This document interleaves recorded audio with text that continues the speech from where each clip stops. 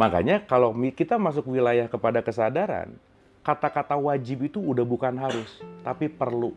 Perlu. Bahwa saya perlu sholat, bukan saya harus sholat. Karena need ya, Kang ya? Need. Berarti kalau saya udah perlu, saya nggak terpaksa ngerjainnya, Mas. Iya. Dan kalau udah nggak terpaksa, nggak akan nyari pahala, nggak akan nyari surga. Bukan itu poinnya gitu. Meskipun ya Mas, sorry ya, seenggak ngerti-ngertinya orang sholat, nggak apa-apa juga sih. Seenggaknya lagi sholat nggak ngomongin orang aja. Udah, itu udah bagus gitu. Kan nggak mungkin Allahu Akbar. Tahu nggak? Kan nggak mungkin ya. Seenggaknya waktu sholat dia nggak ngeposting hal buruk. Itu juga udah bagus. Oke. Tapi, kalau dia melakukan gitu hanya sebagai rutinitas, dia hanya mengulang-ulang rutinitas, tapi tidak merubah bagaimana dia bisa menjarak antara pikirannya dengan kesadarannya. Makanya, orang yang sadar, lawan katanya mabuk. Betul nggak? Makanya janganlah sholat dalam keadaan mabuk gitu loh, Mas. Contoh nih, begitu openingnya aja, nggak usah jauh-jauh, Mas. Sebelum sholat itu ada persiapan.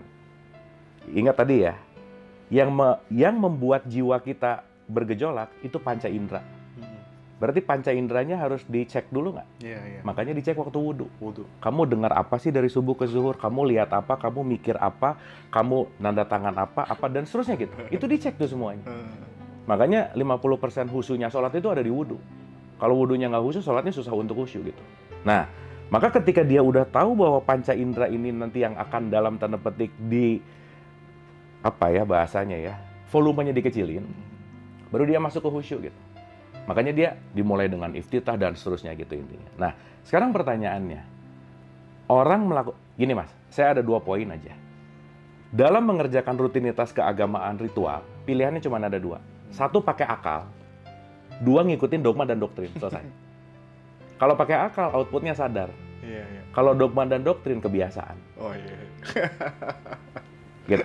Nah sekarang ditanya aja, saya ini sholat kebiasaan apa emang perlu gitu? Apa emang karena takut dosa gitu? Padahal poinnya bukan itu gitu.